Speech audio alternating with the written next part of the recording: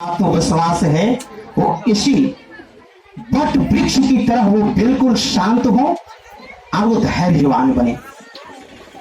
हमारे पति और हमारे घर वाले की लंबी आयु हो, यह हमारी संस्कृति का जुड़ा हुआ विषय है। इसीलिए वट वृक्ष की माताएं बहनें पूजा करती हैं। अन्य बहुत सारे कारण हैं, मेरे पास वो ज्ञान नहीं है कि मैं उसका वर्णन कर सकूं। फिर भी जहां तक आप लोगों से मैं थोड़ा जानकारी जो मिली है वो मैं कह रहा हूं। कर्मा पूजा की बात करिए, हमारे यहाँ की बहन बेटियां कर्मा पूजा करते हैं कि नहीं करते हैं? वो एक पर्यावरण की पूजा है। लेकिन उस क्षेत्र में मैं एक चीज जरूर कहना चाहता हूं कि बड़े बड़े जो कर्म का पेड़ काट देते हैं, आप छोटी सी टाली ला करके पूजा करिए। हम जितने भी यहाँ बैठे हुए हैं उसमें अन्यत्र जितने भी गांव हैं, यदि सभी कर्म के डाली को काट देंगे, पेड़ को काट देंगे, तो कर्म का डाली कभी मिलेगा नहीं। मिलेगा क्या? नहीं मिलेगा। तो ये करना चाहिए।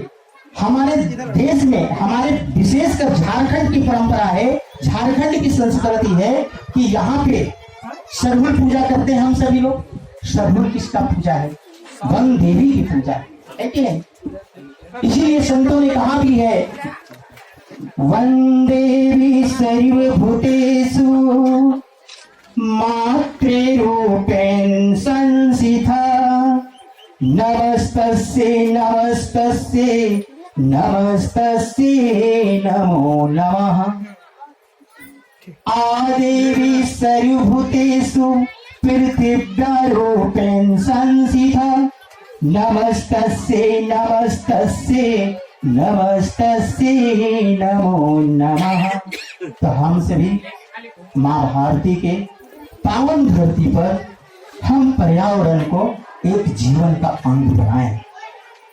आज हम जो हमें सूर्य की रोशनी मिलती है, आज रात्रि में चंद्रमा की एक रोशनी का अनुभूति प्राप्त करते हैं। आज हम 2 महीना बिजली बिल किसी को नहीं देते हैं तो सरकार हम पर नोटिस करती है कि बिजली बिल जमा करिए, नहीं तो कनेक्शन काट दिया जाएगा, है कि नहीं? लेकिन यदि ये सूर्य भगवान जितना हम लोगों की रोशनी दे रहे हैं, आज वो यदि बिल का बात करें तो हमारा जीवन, हमारा संपत्ति, हमारा दुनिया बीत जाएगा, पर उसका हम बिल नहीं दे पाएंगे, है कि नहीं? ठीक उसी प्रकार जो हमारे बरगद का वृक्ष है, अन्य जितने भी वृक्ष हैं, आज हम एक वृक्ष की बात करते हैं तो 30 टन के आसपास वो कार्बन डाइऑक्साइड को सोखते हैं। तो वो एक देवता के समान है कि नहीं?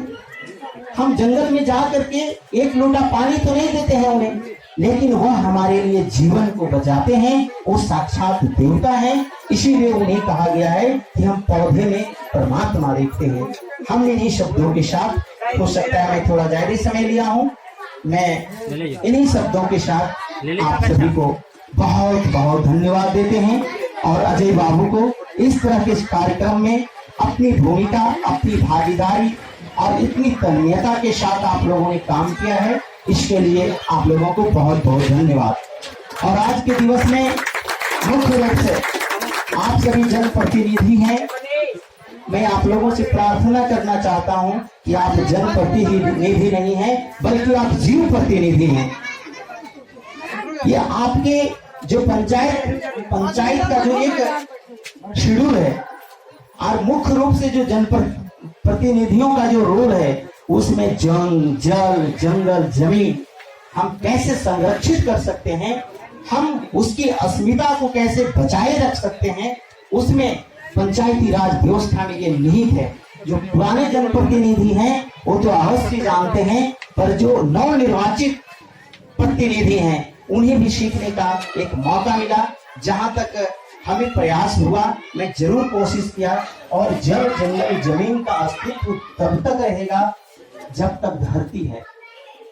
हम रहे न रहे, पर्यावरण चलता ही रहेगा, लेकिन धरती को बचना जरूरी है, पर्यावरण को भी रहना जरूरी है। और जब तक पर्यावरण स्वस्थ होगा तभी तक हम सभी स्वस्थ रहेंगे।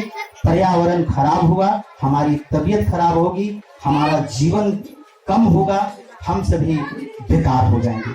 इसीलिए पर्यावरण है तो हमारा जीवन है, पर्यावरण नहीं है तो मेरी जीवन अधूरी है। इन्हीं शब्दों के साथ मैं अपनी वाणी को विराम देता हूँ। जय हिंद, जय भारत, वंदे मातरम।